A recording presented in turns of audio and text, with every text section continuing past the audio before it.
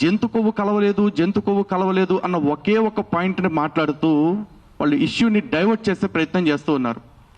ఇక్కడ జంతువుల కొవ్వు కలవలేదు అన్న మాటలు మాట్లాడుతూ అసలు నెయ్యి కల్తీయే జరగలేదు అన్న ఒక తప్పుడు విధానాన్ని కూడా ప్రజల్లోకి తీసుకువెళ్తున్న విషయాన్ని స్పష్టంగా చూస్తూ ఉన్నాం. అయితే ఈ సందర్భంగా మేము ఒకటే స్పష్టం చేయదలుచుకున్నది ఏంటంటే, ఇది మీ రాజకీయ పార్టీలకు సంబంధించిన వ్యవహారం కాదు, ఇది యావత్ హిందూ సమాజానికి సంబంధించిన అంశము. ఈరోజు తిరుమల తిరుపతి దేవస్థానం లేదా తిరుమల కొండ అంటే అది కేవలం ఒక కొండ కాదు, అది కోట్లాది మంది హిందువుల యొక్క విశ్వాసం.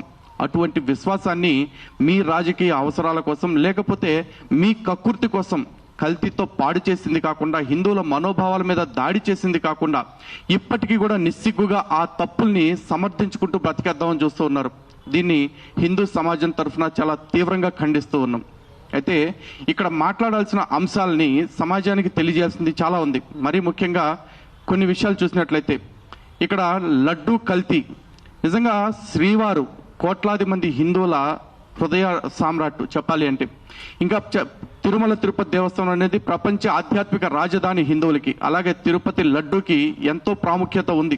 చివరికి లడ్డు అంటే ఇంటర్నేషనల్ పేటెంట్ కలిగిన ఫుడ్ అది. అట్లాంటి లడ్డూ ప్రసాదాన్ని దారుణంగా కల్తీ చేశారు. నిజంగా 1% కల్తీ జరిగిందంటేనే అది హిందువుల మనోభావాల మీద దాడి. కానీ అలాంటిది 1% నెయ్యి కూడా లేకుండా మొత్తం కెమికల్స్ తోటి ఈ లడ్డూని నింపేసి భక్తుల విశ్వాసాలతోటి హిందుత్వం యొక్క ఆ మనోభావాలతోటి ఆటలాడుకున్నారు. ఇది చాలదు అన్నట్లు ఇది భక్తుల యొక్క ఆరోగ్యంతో కూడా వీళ్ళు ఆటలాడుకున్నారు. అంటే ఈ రోజున నిజంగా లడ్డూ తిన్నవాళ్ళు ఎవరైతే ఉన్నారో సుమారు రోజుకి 2 లక్షల లడ్డూలు తిరుమల కొండపైన అమ్ముతున్నారు అని తెలుస్తూ ఉంది. అలాంటిది మరి 4 సంవత్సరాల పాటు ఎన్ని కోట్ల లడ్డూలు అమ్ముంటారు, ఎన్ని కోట్ల మంది ఆరోగ్యంతో వీళ్ళు ఆటలాడుంటారు.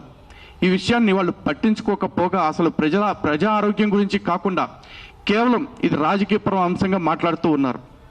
అలాగే ఈ లడ్డూ నెయ్యి స్కామ్ కనుక చూస్తున్నట్లయితే ఇది 250 కోట్ల రూపాయల స్కామ్. మరి ఈ 250 కోట్ల రూపాయలు ఎవరబ్బ సొమ్మని చెప్పేసి వీళ్ళు ఇంత ఇష్టారాజ్యంగా వాటిని పాడు చేశారు. దానికి ఈ రోజు వరకు కూడా ఒక్కళ్ళు కూడా బదులు చెప్పట్లేదు. అలాగే ఇప్పటి ప్రభుత్వాన్ని కూడా మేము ఒకటే డిమాండ్ చేస్తూ ఉన్నాం. గతంలో చంద్రబాబు నాయుడు గారిది ఏదో చిన్న కేసులో 30 కోట్ల స్కామ్ గురించి అరెస్ట్ చేసి 58 రోజులు జైల్లో పెట్టారు. మరి ఈరోజు కోట్లాది మంది విశ్వాసాలు గాయపరిచిన ఈ వైఎస్ఆర్సీపీ నాయకుల్ని కావచ్చు, లేకపోతే వాళ్ళ అనుచర గణం కావచ్చు, ఇంత స్కామ్లో పార్టిసిపేట్ చేసిన వాళ్ళందరి మీద మరి చర్యలేవి ఆధారాలతోటి ఇంత స్పష్టంగా కల్తీ చేశారని తెలిసినా కూడా. పైగా ఇప్పుడు వాళ్ళ నాయకులు మాట్లాడుతున్న మాటలు మరీ విడ్డూరంగా ఉన్నాయండి.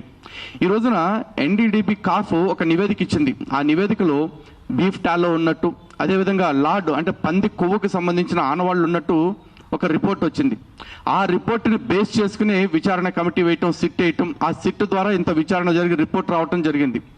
ఈ రోజున సిట్ రిపోర్ట్లో కూడా జంతువుల కొవ్వు కలవలేదు అని చెప్పాలి. జంతువుల కొవ్వు కలిసినట్లుగా చెప్పాలి అంటే మినిమం 10% ఆ ట్రేసెస్ ఉంటే కానీ మాకు ఐడెంటిఫై కాదు అన్న మాట మాత్రమే చెప్పారు.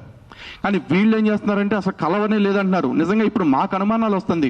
అటు ఎన్డీడీబీ కాఫ్ సెంట్రల్ గవర్నమెంట్ ఇన్స్టిట్యూషన్, ఇప్పుడు సిట్ కూడా సెంట్రల్ గవర్నమెంట్ ప్రతినిధులతోటే ఉంది.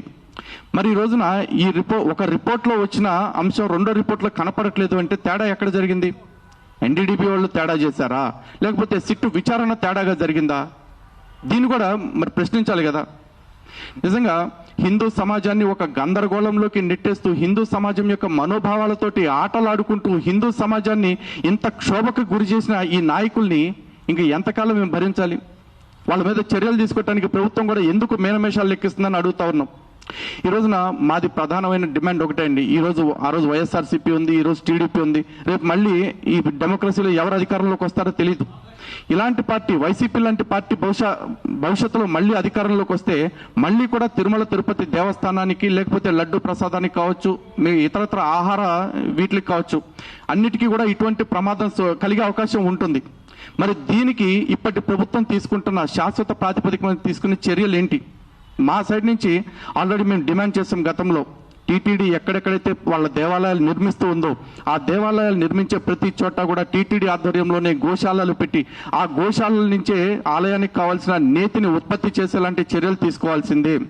ఎప్పుడైతే థర్డ్ పార్టీ మీద ఆధారపడతామో, అండ్ ఆ థర్డ్ పార్టీని కూడా ఎట్లా ఇచ్చేస్తున్నారంటే టెండర్స్ ఎవరు తక్కువ కోట్ చేస్తారో వాళ్ళకి ఇస్తున్నారు.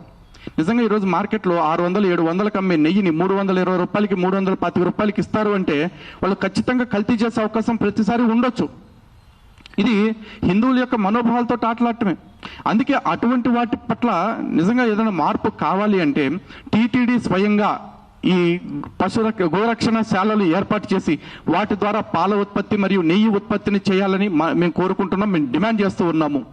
అలాగే కొండపైన ఒక శాశ్వత ప్రాతిపదికన ఈ ఆహార పరీక్షా కేంద్రానికి సంబంధించిన వ్యవస్థను కూడా ఏర్పాటు చేస్తామని గతంలో చంద్రబాబు నాయుడు గారు చెప్పడం జరిగింది స్వయంగా. దాని విషయంలో కూడా త్వరితగతిన చర్యలు తీసుకోవాలని, కొండపైకి వచ్చే ప్రతి ఆహార పదార్థాన్ని కూడా స్వయంగా అక్కడే ఎప్పటికప్పుడు నాణ్యత పరీక్షలు జరిపిన తర్వాతే వినియోగంలోకి తెచ్చేలాంటి చర్యలు తీసుకోవాలని మేము డిమాండ్ చేస్తూ ఉన్నాం. ధన్యవాదాలండి. నా పేరు లలిత్ కుమార్, హిందూ జనశక్తి వ్యవస్థాపక అధ్యక్షుడిని.